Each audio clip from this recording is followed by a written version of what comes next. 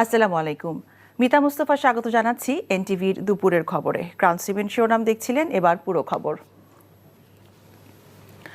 কার জেলায় আইন শৃঙ্খলা ভালো, কার জেলায় বাজার দর কম, সেগুলোর প্রতিযোগিতা তৈরি করতে হবে, তাহলে কাজের স্পৃহা বাড়বে বলে জানিয়েছেন প্রধান উপদেষ্টা ডক্টর মোহাম্মদ ইউনূস। সকালে তেজগাঁওয়ে প্রধান উপদেষ্টার কার্যালয়ে ডিসি সম্মেলনে প্রধান অতিথির বক্তব্যে তিনি কথা বলেন। ডক্টর ইউনূস বলেন, একে অন্যের উপর দোষ চাপানো নয়, সমন্বয় করে কাজ করতে হবে। সমন্বয়ের অভাবে অনিশ্চয়তার মধ্যে যাতে কাজ বন্ধ না থাকে সেদিকে খেয়াল রাখতে হবে। রিপোর্ট করছেন ফাহাদ মোহাম্মদ। অন্তর্বর্তী সরকারের মন্ত্রিপরিষদ বিভাগের উদ্যোগে আয়োজন করা হয়েছে জেলা প্রশাসক সম্মেলন 2025। রোববার সকালে প্রধান উপদেষ্টার কার্যালয়ে 3 দিনব্যাপী এই সম্মেলনের উদ্বোধন করেন প্রধান উপদেষ্টা ডক্টর মোহাম্মদ ইউনূস। বক্তব্যে প্রধান উপদেষ্টা বলেন, দেশব্যাপী আইন শৃঙ্খলা ঠিক রাখা এখন প্রধান বিবেচ্য বিষয়। এর উপর